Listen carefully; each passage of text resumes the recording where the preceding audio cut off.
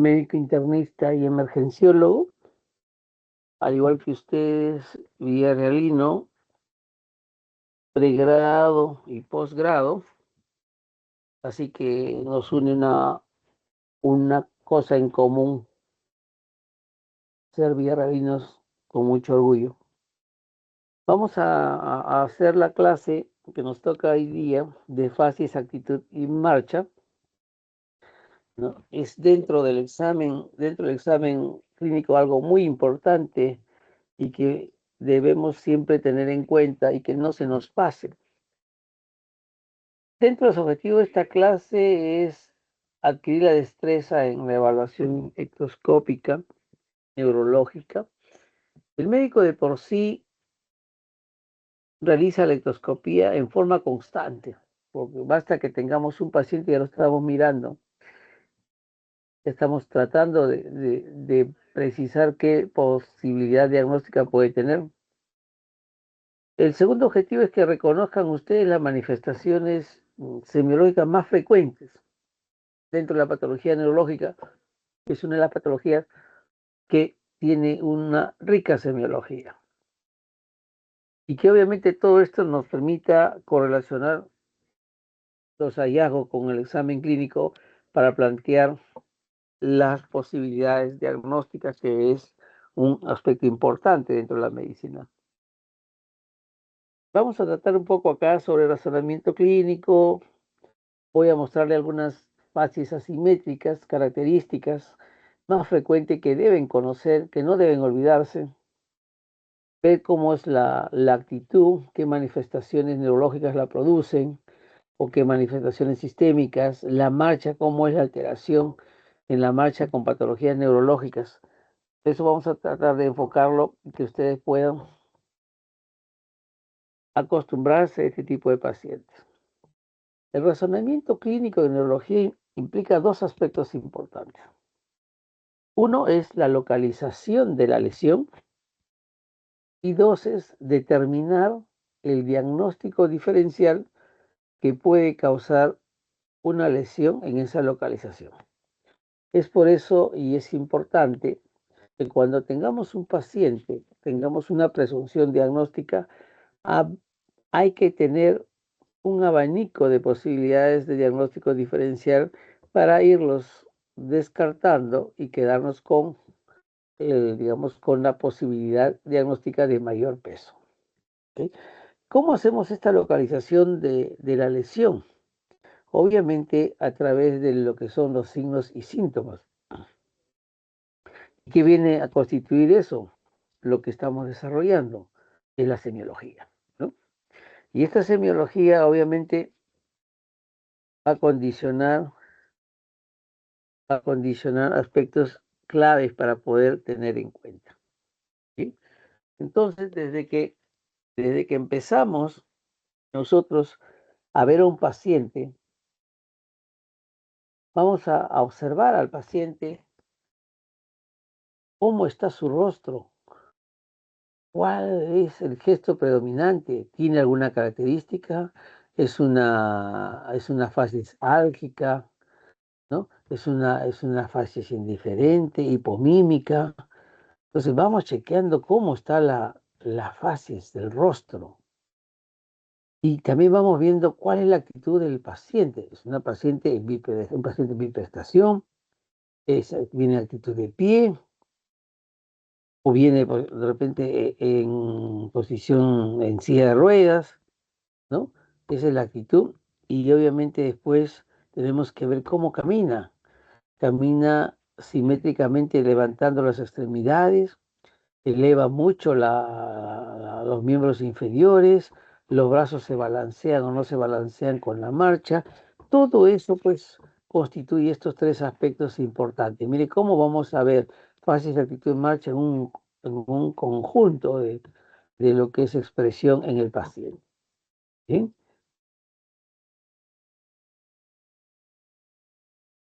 Bueno, entonces vamos a las fases.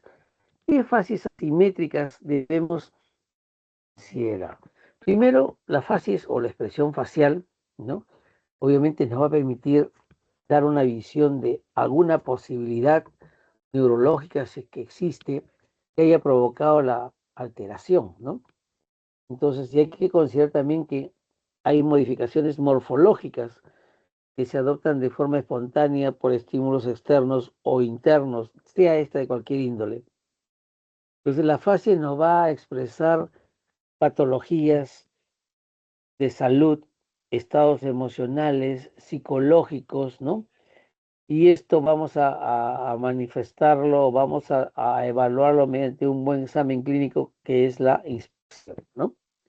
En la inspección tenemos que ver si esa fascia es asimétrica, qué expresión tiene. Hay que considerar que la evaluación neurológica es una evaluación ordenada y siempre comparativa, ni de mi cuerpo derecho con el de mi cuerpo izquierdo, la de mi cara derecha con la de mi cara izquierda.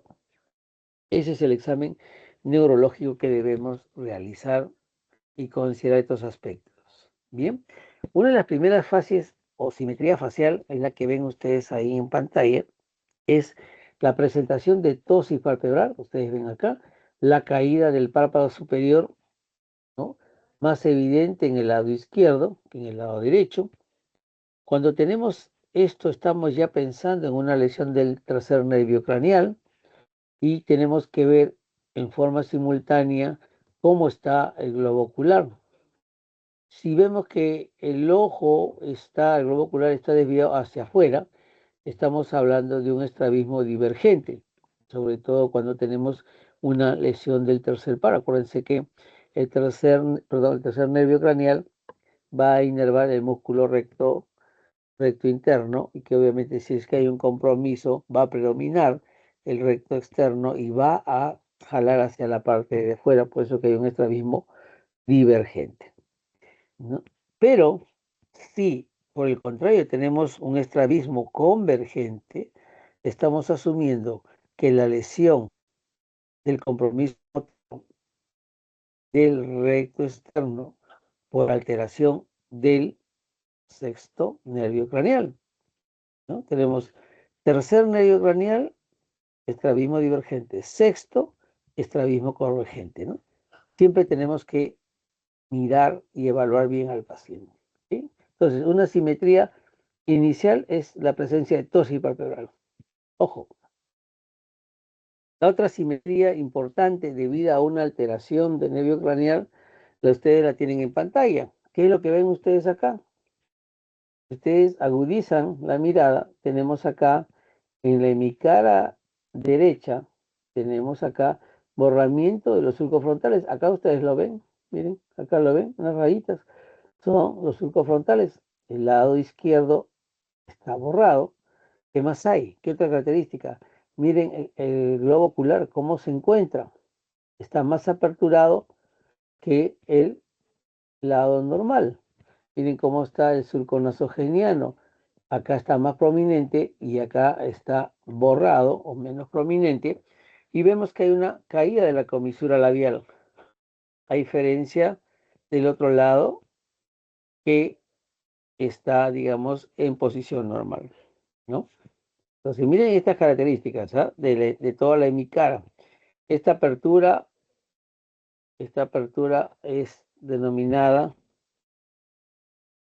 lo que es el lago oftalmos, ¿no? Es una hendidura mayor que la del lado sano, ¿sí? Esta es la expresión de una parálisis facial mucho más severa. Ustedes ven acá algunos aspectos importantes, lo que hemos narrado, la comisura labial caída, ¿no? Pero además ven ustedes esto de acá, esta esclera blanquecina del ojo, que obviamente tenemos signos importantes, que esta es la característica de la famosa signo de Bell, por eso que viene parálisis de Bell en relación al que notó este aspecto de compromiso cuando hay lesión del séptimo nervio craneal o facial, ¿ok? Ese es el signo de Bell. El signo de negro se presenta cuando le decimos al paciente que mire hacia arriba, ¿no? Y vemos que el globo ocular del lado comprometido va a ascender más. Por lo tanto, deja descubierto lo que conocemos como signo de Bell. Entonces tenemos signo de negro, va a dejar lo que es el signo de Bell, ¿ok? Esa es la característica de la facies asimétrica por lesión del séptimo nervio craneal, ¿no? O facial. Y que obviamente tenemos que considerar dos aspectos. Cuando tenemos ya una parálisis del facial, tenemos que tener en cuenta si es que es una parálisis facial periférica o es una parálisis facial central. La parálisis facial periférica es una parálisis de las más benignas y ese paciente diagnosticado va a casa con toda su medicación por los diferentes síntomas que pueda tener, ¿no? Pero la parálisis facial central sí nos obliga a hacer estudio porque es una lesión del núcleo o una lesión supranuclear, ¿no? Entonces ahí tenemos que ver si hay un componente isquémico, si hay un proceso tumoral o qué está ocurriendo que nos ha provocado esa parálisis facial de origen central. Entonces, yo tengo que saber diferenciar la parálisis facial periférica de la central. Obviamente, en la parálisis facial periférica tenemos un compromiso homogéneo de la hemicara, ya sea derecha o sea izquierda. Todas las alteraciones que hemos encontrado las vamos a encontrar en la hemicara comprometida. Pero si es una parálisis facial central, vamos a encontrar signología en la mitad de la cara, en la mitad inferior de la cara.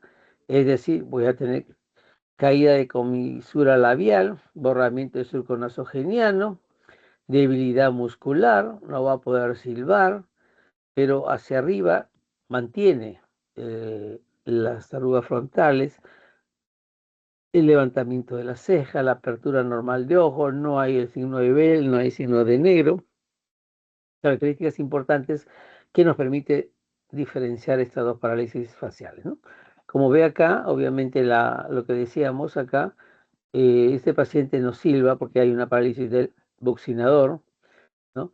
No puede silbar por falta de esto, y al reírse, o al decir enséñeme los dientes, obviamente va a enseñar más el lado que no está comprometido y el lado que está paralizado no va a mostrarse los dientes, ¿no? Obviamente porque hay un componente pues de todo el músculo, ¿no? Alrededor del labio que es el que interviene, ya sea en hacer la trompita, en silbar, ¿no? Para poder ejecutar estos movimientos. ¿Ok? Bien, entonces esa es la diferencia entre parálisis facial periférica y central. Importante hacer ese diagnóstico porque el tratamiento y la conducta a seguir es diferente. Otra de la fascia simétrica se ve cuando hay compromiso del sistema extrapiramidal, ¿no? En la característica importante dentro de la enfermedad del Parkinson, produce la fascia parkinsoniana, en donde van a ver ustedes una hipomimia, una rigidez extrapiramidal, hay inexpresividad en el rostro, hay una disminución de la mímica, escaso parpadeo, mirada fija. Cuando el estado de Parkinson avanza, la boca está entreabierta con un saliveo constante. Y tiene una característica el parkinsoniano, tiene el rostro seborreico, ¿no? El famoso rostro en cara de pomada, rostro lustroso, por las características de brillo que tiene el paciente con facies parkinsoniana. ¿Ok? Bien, y cuando tenemos lesión a nivel de neurotransmisores, en déficit obviamente, el mejor ejemplo es la miastenia gravis. La tosis palpebral que existe en la miastenia, ¿no? Es bilateral, bilateral. Es raro que sea asimétrico, ¿no? Pero generalmente es bilateral. Y muchas veces el paciente con miastenia no tiene un diagnóstico definido, pero va notando que el ojo se va cayendo, el párpado se va cayendo. Incluso pueden llegar a la consulta y decir, doctor, tengo que extender la cabeza y el cuello para poder ver porque mis párpados están cayendo. ¿Mm? Entonces, otra característica es que hay los oculares lentos, que se agotan, hay borramiento nasogeniano que puede ser hasta bilateral, como se ve ahí en la figura, ¿no? Y el estrabismo, obviamente, y cuando hay severidad, estamos hablando de inmovilidad ocular, ¿no? Entonces, estas son características que hay que tener en consideración cuando estamos frente a pacientes con esta posibilidad o que debemos nosotros diagnosticarlo para poder tener la certeza de que se trata de una u otra de ellas. Bien, la fase de Claude Bernard Horner, que se caracteriza por qué, como ustedes ven, hay tosis palpebral. Puede ser no evidente tanto como la anterior, pero hay tosis palpebral. Si hay tosis palpebral, obviamente uno empieza a abrir su abanico de diagnóstico diferencial y dice, oye, tosis, no, acá hay que descartar, ¿es neurogénico o no es neurogénico? ¿No? Entonces se hace la evaluación. ¿Cómo hacemos la evaluación? Tenemos que ver que en el ojo comprometido, de la tosis palpebral, es una tosis parcial, hay miosis, ¿no? O tendencia de miosis, porque hay predominio del tercer nervio craneal y se presenta una característica más que se llama la enoftalmia. Entonces la enoftalmia significa la menor hendidura o la disminución de la hendidura ocular, ¿no? O sea, es más pequeño, a diferencia del lago oftalmos en la parálisis facial periférica, que es una mayor apertura, ¿no? En el lado comprometido. Y una característica que tiene el Claude Bernard Horner, porque puede llegar con tosis, primero que van a hacer es, oye, no hay ninguna alteración neurológica, hágale una tomografía para ver si es que hay algo, ¿no? Entonces, pero dentro de la anamnesis tenemos ahí un aspecto importante que es la anhidrosis frontal. El paciente no suda y les va a decir, doctor, yo corro, camino, mis cosas y no sudo en la frente, pero sí en mi cara, mis orejas, mi cuello, normalmente todo el cuerpo. O sea, eso nos está diciendo, ojo, oye, tiene tosis palpebral, hay una disminución de la sudoración o hay anhidrosis, dependiendo de lo que trae el paciente, ¿no? Entonces ahí hay que hacer estudios para ver de dónde viene. Acuérdense que el síndrome de Claude-Bernard-Horner se puede presentar en patologías incluso de neoplasia pulmonar, neoplasias a nivel pleural, y ser una de las características de estas neoplasias que se presentan en el paciente. La fase pseudobulbar, que es la de cuando hay un compromiso bilateral, ¿no?, de las motoneuronas centrales, caracteriza como el Parkinson, una fase inexpresiva, pero a diferencia de Parkinson, este está teniendo crisis de llanto y risas espasmódicas e inmotivadas. ¿Ok? ¿Mm?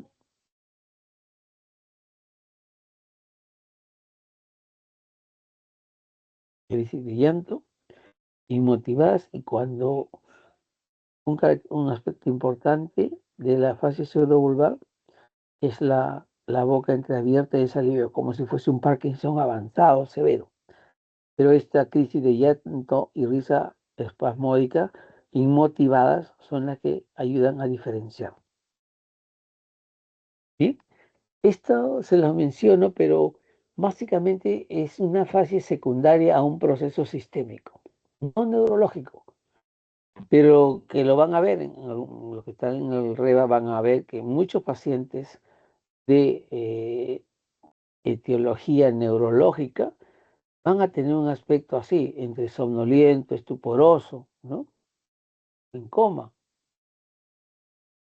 Y esta fase encefálica se refiere a esa manifestación secundaria a un elemento. Puede ser un cuadro séptico.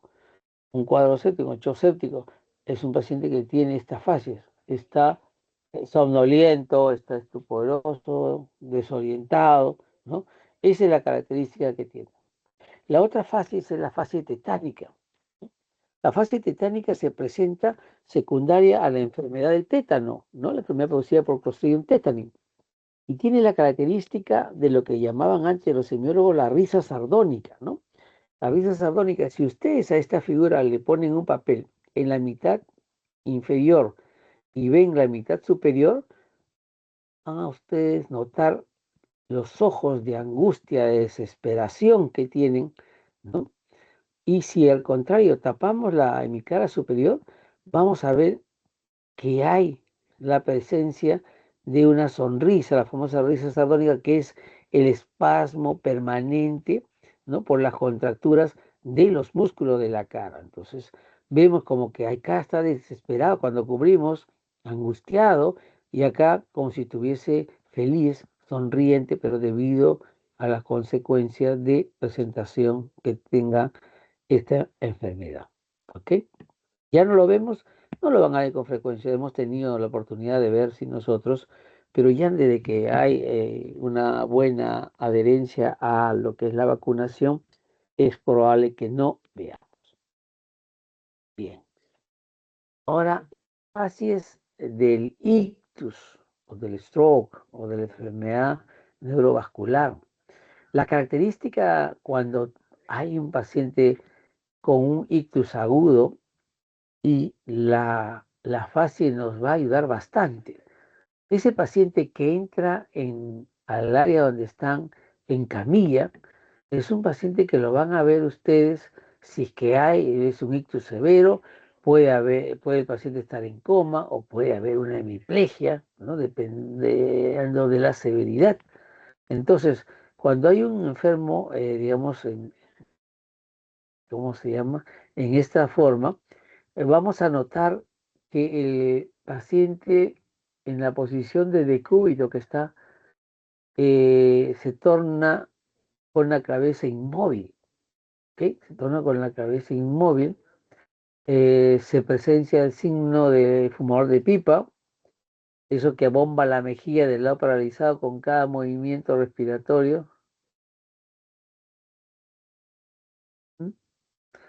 Entonces el signo fumador de pipa que abomba la mejilla del lado paralizado en cada movimiento respiratorio. Sopla, ¿no? Escapa y es bien característico. Otra característica de la fase del ictus, aparte del compromiso que puede haber en cara, es la desviación conjugada de los ojos hacia el lado enfermo, ¿no? Si este paciente tiene una hemiparesia o hemiplegia del lado izquierdo, del lado derecho, la mirada conjugada está hacia el lado opuesto, hacia el lado izquierdo.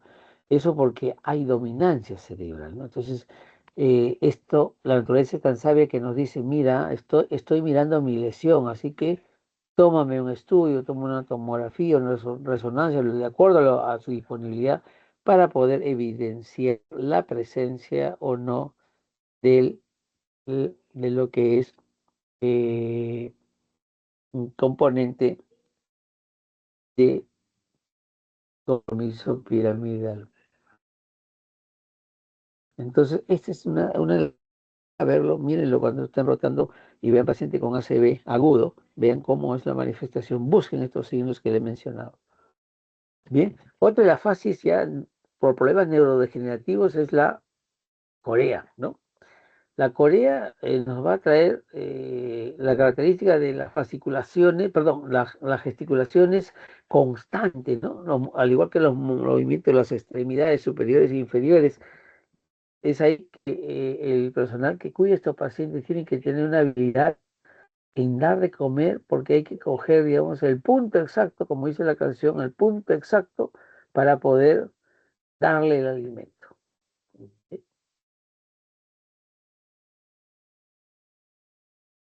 Ah, ya. La fasis miopática es otra de las características en donde hay en la enfermedad, en la miopatía, hay un compromiso facio-escapulohumeral. Entonces ahí vamos a tener que este paciente tiene una expresión indiferente, los surcos faciales están borrados y la característica es que tiene los labios superiores más salientes que el inferior, como el tapir, ¿no? El tapir, si ustedes buscan en Google, van a ver que tiene su labio superior por encima del inferior, ¿no? Por eso que se llama el famoso signo o labio de tapir, aquel paciente que tiene una, una patología de origen miopático. Ese es en sí la facies, o sea, lo característico que deben conocer las principales causas, las principales manifestaciones de asimetría facial para que tengan conocimiento. La actitud, vamos a la actitud. Ya hemos terminado fácil, estamos entrando a actitud. La actitud que viene a ser la postura espontánea, ¿no? Que adopta el cuerpo, ¿no? Y que se modifica en determinadas, digamos, afecciones neurológicas, ¿ok?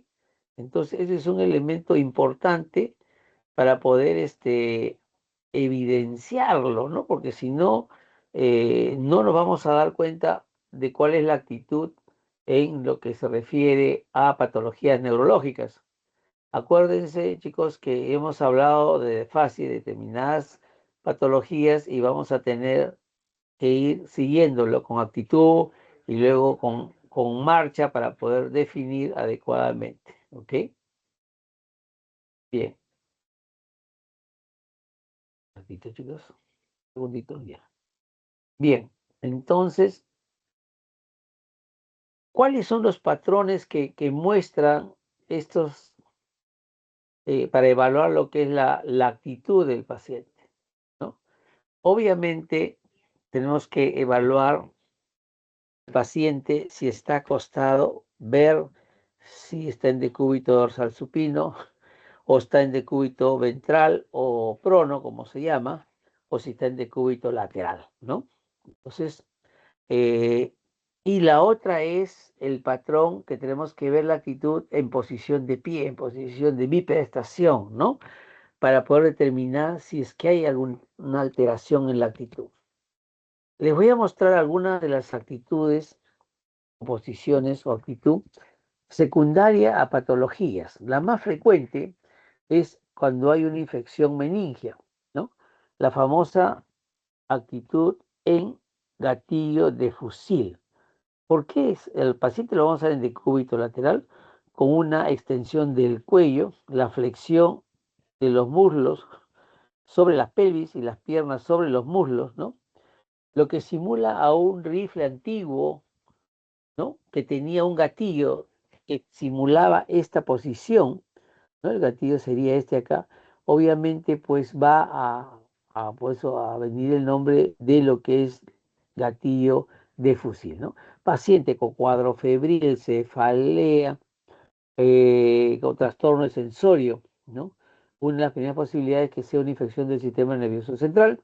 Y si lo encontramos en esta posición, planteamos pues con mucha seguridad que puede tratarse de un cuadro de una infección meningia, ¿no?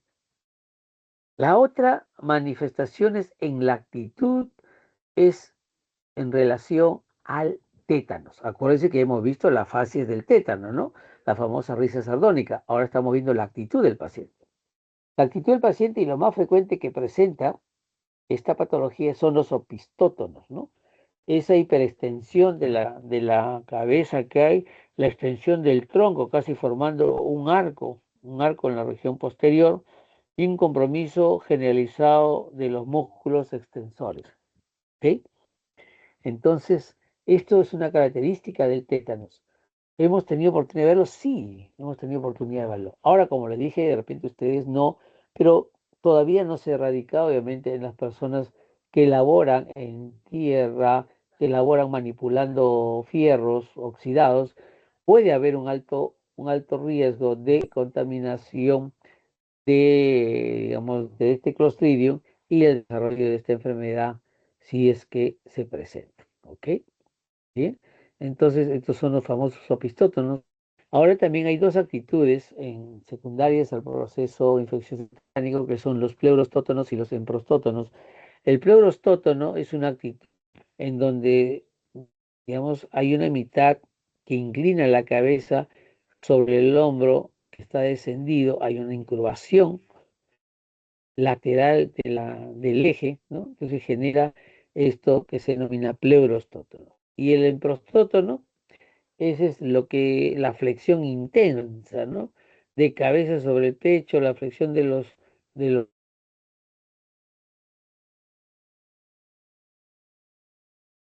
¿no? Y muchas veces, pues, existen estas tres actitudes, ¿no? Imagínate cómo el paciente debe estar, porque sobre todo el opistótono, cuando se veía antes el tétano, obviamente, pues tenía que tener condiciones el paciente de estar hospitalizado. ¿Cuál es? Por ejemplo, estar en un cuarto unipersonal en silencio, no haya mucho estímulo luminoso, ¿no? Porque cualquiera de ellos podría exacerbar la manifestación de estos opistótonos, ¿no? Tuvimos hace muchos años en la unidad de shock trauma reanimación, pues llegaba una ambulancia trayendo un paciente, ¿no? Y después nos dice, viene solo el paciente, ¿no? Con una patología, digamos, de sospecha de tétano, y al momento incluso de bajar de la camilla, empieza a tener estas manifestaciones, contracturas generalizadas y la formación de un arco, y obviamente opistótonos, ya, posibilidad alta, ¿de dónde viene? Del campo, lo traen en una ambulancia, la posibilidad alta de que se trate de un Clostridium tetani. La actitud en el stroke, ojo, no es como lo ven ustedes acá, este solamente es un ejemplo, ¿no? Para demostrar lo que es el compromiso del área motora en general, pero la actitud del stroke cerebral es pues la presentación de una lesión piramidal. Vamos a encontrar asimetría facial, como les dije anteriormente, ¿no? Va a haber una extremidad paralizada. El miembro superior, miren acá, el miembro superior está pegado al tronco. Hay flexión del antebrazo sobre el brazo. Hay hipotonía en la primera parte de stroke cerebral, hay hipotonía cerebral, ¿no? El miembro inferior extendido y leve rotación del pie izquierdo, ¿no? Rotación del pie, perdón. Rotación del pie en este caso izquierdo, ¿no? Entonces, miren cómo vamos a observar, y esto lo vemos, ¿eh? Muchas veces en pacientes con silla de ruedas que están entrando en esta actitud, podemos plantear la posibilidad de un stroke cerebral o un ACV, ¿no? Y eso usted lo puede corroborar cuando ven que el paciente sí viene en esta característica. Esto acá simplemente para notar cómo está o qué manifestaciones cutáneas podemos encontrar. Bien. Otra actitud importante es las paraplegias, donde tenemos dos variedades, la paraplegia flácida y la paraplegia espástica, ¿no? La paraplegia flácida, vamos a encontrar que las masas musculares están, digamos, tendidas sobre el lecho, sobre la cama, ¿no? La punta de los pies está caída. Y la paraplegia espástica presenta, presenta contracturas de extremidades, tanto en extensión como en flexión, ¿no? El mejor ejemplo es la parálisis cerebral, ¿no? Hay flexión de las caderas a nivel de rodillas, hay flexión de las piernas del pie sobre las piernas, entonces lo tenemos, digamos, en una fase espástica de un estado de contracción constante, ¿sí? La otra actitud es en la enfermedad del Parkinson, chicos, hemos visto la fases, estamos viendo la actitud del Parkinson. La característica de la enfermedad de Parkinson es una actitud en flexión, inclinación de la cabeza y el tronco hacia adelante. Ambos antebrazos están en flexión, las rodillas están flexionadas. Esa es la característica de la lesión extrapiramidal en el Parkinson. Ya hemos visto la fase, ya hemos visto la actitud en Parkinson. Ahora, la otra actitud que tenemos que tomar en cuenta es la ataxia, ¿no? La actitud atáxica se caracteriza porque hay inestabilidad, una inestabilidad corporal. ¿Qué significa? El paciente va a tener anteropulsiones hacia adelante, retropulsiones hacia atrás y lateropulsiones, ¿no? Eso es lo que se presenta en la actitud atáxica. Inestabilidad corporal, con antero, retro o lateropulsión. Este paciente, otra característica es que amplía la base de sustentación, ¿no? Las piernas están más separadas de lo normal.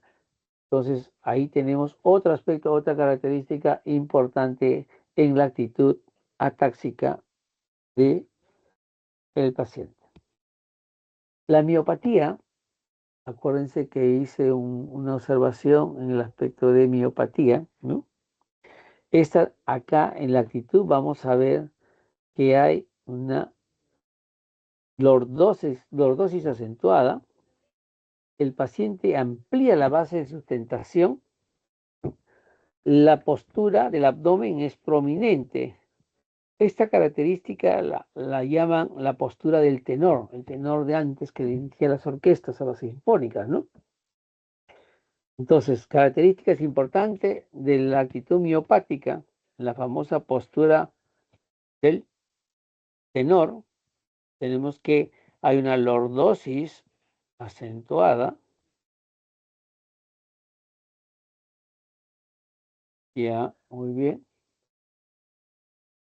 Entonces, tenemos estas características importantes en la actitud miopática, ¿ok? Otras de las actitudes que tenemos que tener en cuenta es lo que dos aspectos, la decorticación y la actitud de descerebración, ¿no? La actitud de decorticación, vemos que el paciente presenta los brazos flexionados sobre el pecho y las piernas extendidas. Los puños están cerrados hacia el cuerpo, como lo ven acá. Esto nos está implicando que hay un daño de corteza cerebral en las vías motoras que conectan lo que es el mesencéfalo. Y hay pérdida, obviamente, del control cortical de las vías motoras, por eso que presenta esta característica, pero hay una integridad parcial del tronco encefálico, no se pierde todo. ¿Okay? A diferencia de la rigidez de cerebración, donde hay un daño más profundo del tronco encefálico, está por debajo del núcleo rojo digamos, la alteración, y este daño cerebral es grave e irreversible. Ojo. Hay brazos extendidos y en pronación con piernas extendidas, pies apuntando hacia abajo. ¿Okay? Entonces, esa es la característica de la actitud de decorticación y descerebración. Descerebración, daño cerebral grave e irreversible. Decorticación, hay un daño menos profundo, ¿no? Con integridad parcial del tronco encefálico. ¿Bien? Esa es la actitud. Ahora, la última parte es referente a lo que se refiere a la marcha del paciente. ¿Okay? Entonces, dentro de las alteraciones de la marcha, importante es, primero, cómo es el acto y la manera de caminar y quiénes son los que participan, ¿no? Obviamente, los actores están ahí, el sistema nervioso central, periférico, el sistema músculo-esquelético, estructuras óseas articulares y laberínticas, ¿no? ¿Cómo exploramos la marcha? ¿Cómo exploramos la marcha?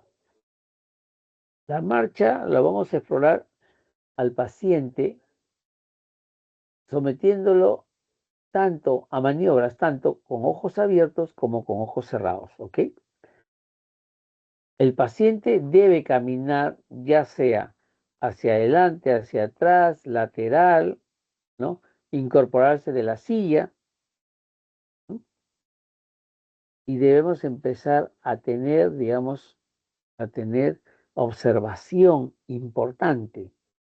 Cuando se inicia la marcha, tengo que observar cómo está la posición del cuerpo y las extremidades, la libertad de movimiento que pueda tener, la inestabilidad, si amplía la base de sustentación, si es que hay lateralización a la derecha o a la izquierda, si es que hay arrastre o levantamiento excesivo de los pies, si necesita ayuda o bastón para realizar la marcha. ¿Okay? Entonces, la marcha hay que explorar de forma segmentaria y ordenada, ¿no? La cabeza está firme, está dirigida hacia adelante, oscila y dirige hacia los lados o hacia abajo, ¿no? La exploración de tronco hay que ver si está en posición vertical, si hay una inclinación lateral, superior o posterior, ¿ya? Los vasos, ¿cómo están? ¿Hay un balanceo normal? ¿No hay un balanceo normal? ¿Se separan del tronco o están en aducción permanente? Los muslos de las piernas se elevan excesivamente, las rodillas se separan o se acercan, los pies caen primero, llega al suelo o el talón o la punta. O sea, todo esto tenemos que visualizarlo, observarlo para poder definir la alteración de acuerdo a la signo y sintomatología que presenta el paciente. Muy bien, estas son las fases, no las vamos a hablar. Entonces, tenemos acá marchas patológicas, claro que sí, pero siempre hay que primero descartar cualquier otra etiología que pueda condicionarnos o darnos una marcha patológica sin realmente ser una patología neurológica aguda. Entonces, las marchas patológicas, las que están asociadas con alteraciones osteomusculares, ¿no? Tenemos que ver primero esto si que nos va a dar una alteración en la marcha, en la evaluación, y tenemos que ver, hay disminución de fuerza de repente por alguna patología de fondo, si hay anquilosis, hay deformidad en los pacientes con artrosis o osteoartrosis severa, si hay acortamiento de una extremidad o si hay dolores o puntos álgicos que hay que solucionar antes de realizar lo que es la prueba y definir su etiología. Bien, entonces acá tenemos una de las marchas, la marcha cuando hay un compromiso cerebro-frontal, la marcha práctica, es decir, que se pierde la habilidad de usar los miembros inferiores. Ojo, se dificulta para iniciar la marcha, no puede hacer giros, le es dificultoso y los pasos son cortos e inestables, ¿no? A diferencia de la marcha denominada astasia vacia, en donde hay una dificultad para mantenerse de pie y caminar, ¿no? Eh, y obviamente la motilidad voluntaria, ¿no? Tiende, digamos, a tener dificultad, ¿no? Entonces es la característica de estasia base, es dificultad para mantenerse de pie y caminar. O sea, como que el pie está pegado y no puede, no sabe qué pasó. En cambio, cuando lo recostamos en decúbito, ya sea supino, ese paciente mantiene la motilidad de los miembros inferiores. O sea, no hay, desaparece, ¿no?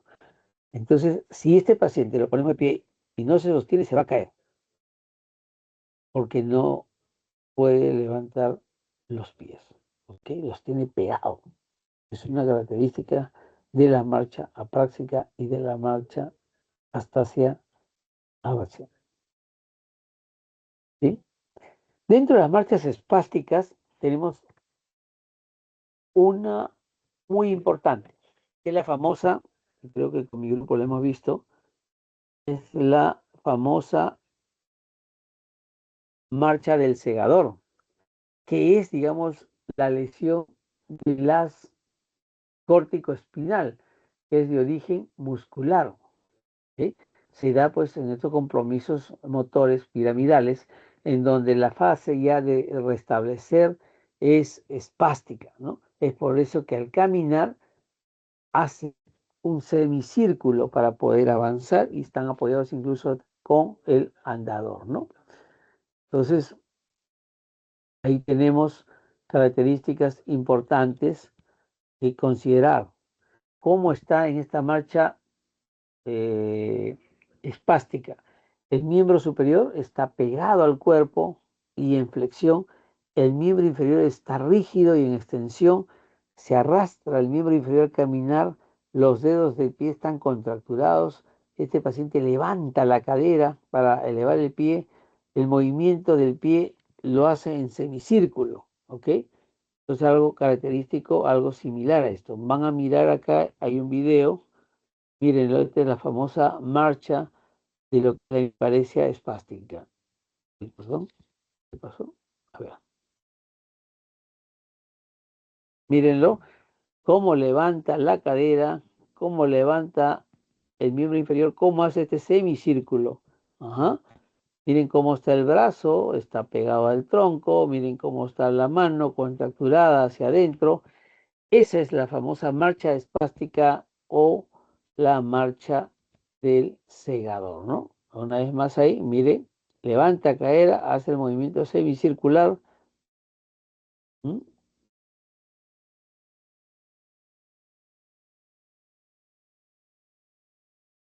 Muy bien, listo. Ahí termina esta parte de mi paresia espástica. Y tenemos otra marcha espástica que es la paraparesia espástica. Esto es cuando hay una lesión bilateral de las corticoespinal, ¿no? O porque hay una disfunción en la médula espinal. La característica es que se presenta, miren, rigidez de miembros inferiores, los muslos están en abducción, o sea, están juntos, y cuando hacen la marcha, pues hace que las rodillas se crucen, los pies están en rotación medial y da el aspecto de marcha en tijera, ¿no? De acuerdo al movimiento que se realiza, ¿ok? Entonces, la marcha en tijera es correspondiente a una paraparesia espástica. Bien. La marcha polineurítica, la famosa marcha de Stepash, la marcha equina, nos revela compromiso de miembros inferiores, ciático popliteo o vértebra lumbar o sus raíces, ¿no? Hay parálisis extensores del pie y peroneo, por eso que el pie está caído, ¿no? Y para caminar levanta por flexión exagerada de cadera y rodilla. Acá no se ve, pero lo levanta, ¿ok? Y el pie cae y golpea los dedos con un sonido característico, como la marcha del caballo, ¿no? Entonces el pie roza el piso y obviamente este paciente, como hay lesión posterior sensibilidad, entonces no va a poder pararse sobre los talones. Es una característica de la marcha polineurítica, ¿ok? Entonces ya sabemos, pie caído, elevación de la flexión en forma exagerada de rodilla, el pie cae primero el pie, los dedos primero golpean y luego el talón, ¿no? Ese paciente no puede pararse de talón. Bien. La marcha extrapiramidal, acuérdense, hemos completado facies piramidal, actitud piramidal y ahora, perdón, extrapiramidal y marcha extrapiramidal, ¿ok? La marcha extrapiramidal, la marcha del parkinsoniano, tiene la característica de que esto es lenta, a pasos cortitos, ¿no? Y va arrastrando los pies y hay una postura de flexión, mire, tiende a caerse hacia adelante cuando camina, o sea, propulsión, y cuando le decimos que vaya más rápido, empieza a ser como un festoneo, ¿ok? Entonces, existe una dificultad para la marcha y cuando lo observamos, aparte de su inexpresividad, ¿no? Va a ver lo que es una ausencia del balanceo de brazos al caminar que normalmente existe. ¿Mm? Entonces, con eso hemos completado la marcha, la fase de actitud y marcha de la lesión extrapiramidal.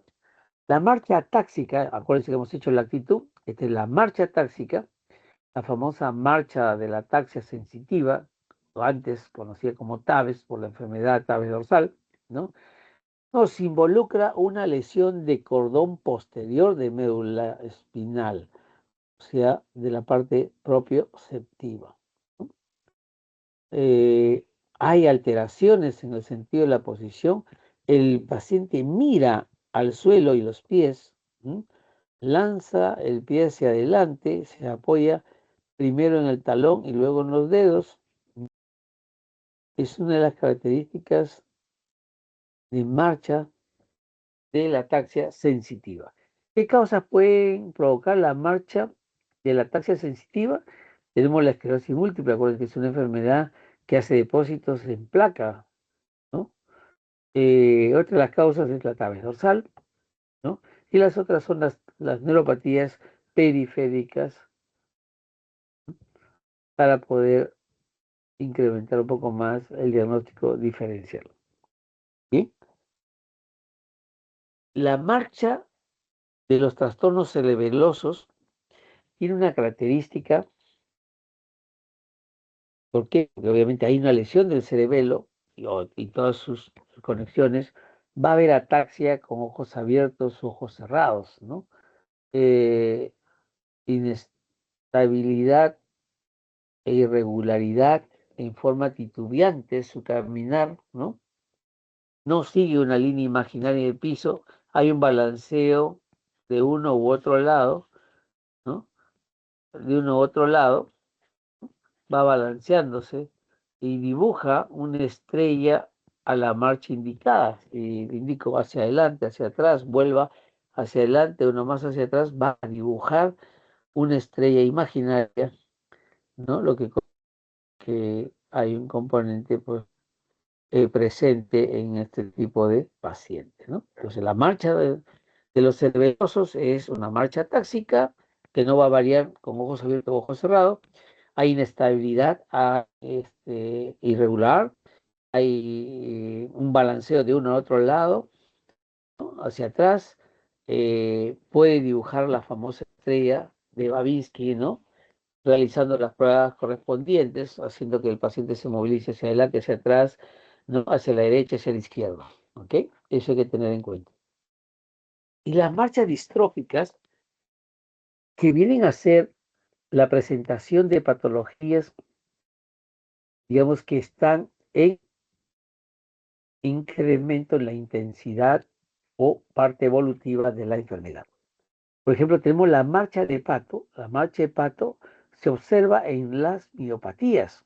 Ojo, camina con lo que es marcada lordosis, lo que hemos visto. Las caderas oscilan, se balancean de un lado a otro lado, ¿no? Y no puede fijar la cadera por la debilidad de los glúteos. Entonces, esa es la marcha de Pato. La otra marcha es la famosa marcha de sapo. Esta es una manifestación ya de las miopatías avanzadas, ¿no? El enfermo puede no estar de pie, está, digamos, apoyado sus manos sobre sobre el piso, ¿no? Y obviamente el cuerpo está en cuclillas y avanzando de poco en poco como lo hiciera un sapito. ¿Sí? Entonces, característica, estado avanzado de las miopatías, no puede mantener bipedestación, está en cuclillas, ¿no? Está en cuclillas y digamos que camina apoyando hacia adelante con las manos que están buenas para conseguir desplazamiento. ¿Ok? Bien. La última marcha, creo que es la última, la marcha vestibular, en donde el enfermo con los ojos cerrados se desvía hacia un lado cuando marcha hacia adelante y se desvía hacia el lado opuesto cuando marcha hacia atrás. ¿Ok? Miren qué características. ¿Mm? Describe una trayectoria cuando hacemos que realice el caminar, va a hacer una trayectoria muchas veces similar a la de una estrella, ¿no? Bien, entonces, de esta primera parte, fases, actitud y marcha, importante es el examen ordenado neurológico, la revisión minuciosa, ¿no? Del paciente, de la historia clínica y del examen clínico, ¿no? Y obviamente aquí la intención es que ustedes tomen contacto, pierdan el miedo de enfrentar al paciente y poder hacer un diagnóstico temprano con la sintomatología y signología que presenta el cuadro de determinado paciente. ¿Ok? Bien, chicos, esta es la clase. Dentro de sus sílabus está fases, actitud, marcha, está tono muscular, fuerza muscular, pero me parece que es un poco excesivo mezclar tantas cosas y yo les diré a ustedes, esto hagámoslo otro día, ¿no?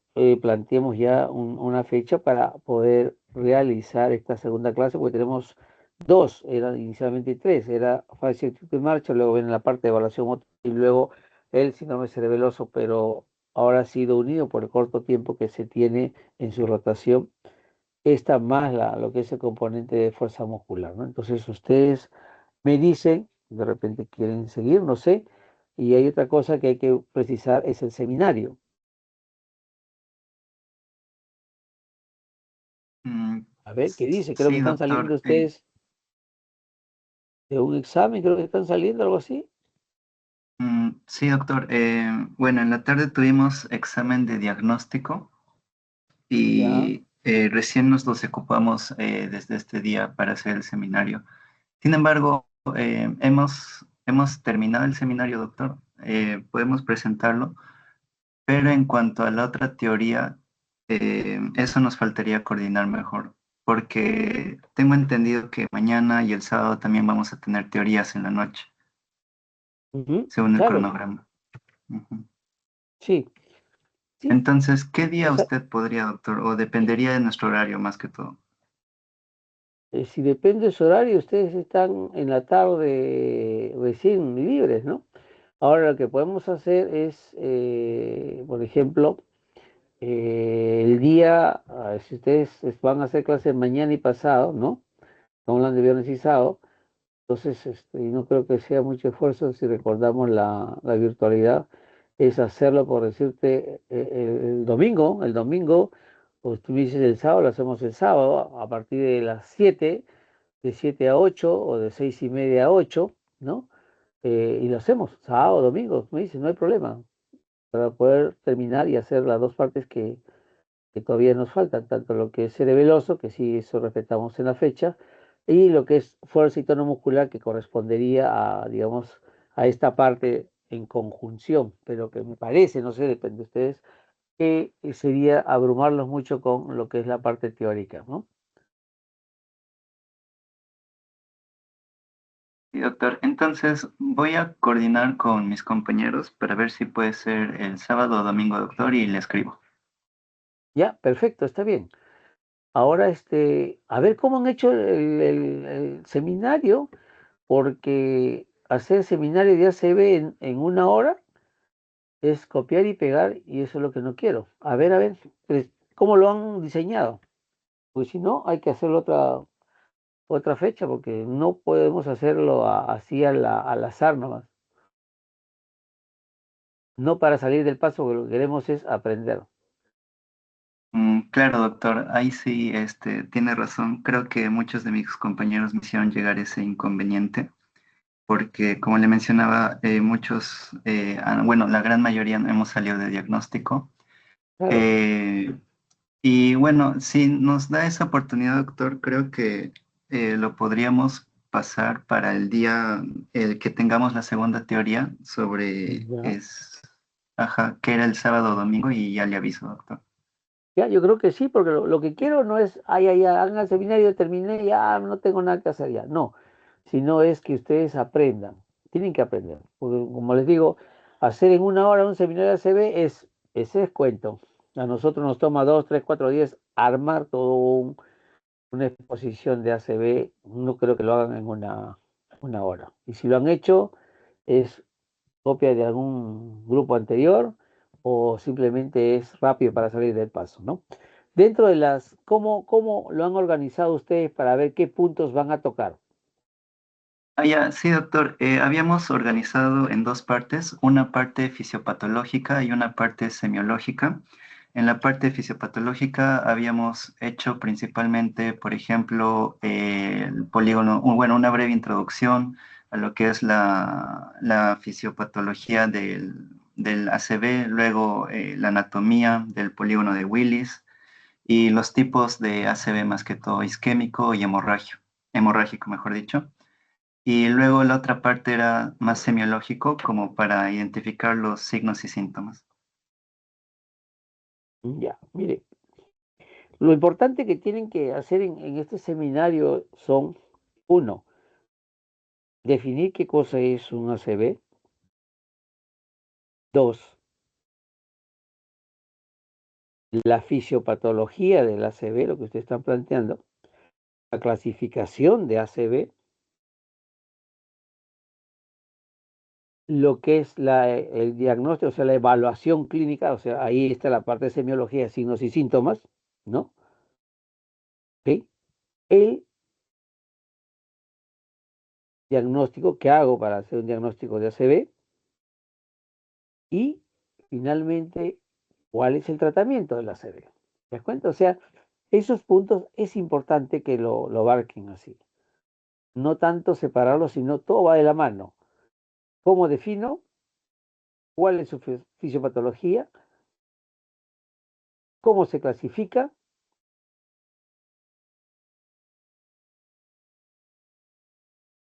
¿Qué más? El cuadro clínico, que es la semiología, signos y síntomas. Y el tratamiento. El abordaje diagnóstico, cómo hago el abordaje diagnóstico y el tratamiento. Así es. ¿Sí? Entonces, agrúpenlo así, háganlo así, prepárenlo. Tú me dices cuándo nos reunimos, ¿no? En la mañana del domingo una parte de repente, en la noche del domingo el seminario.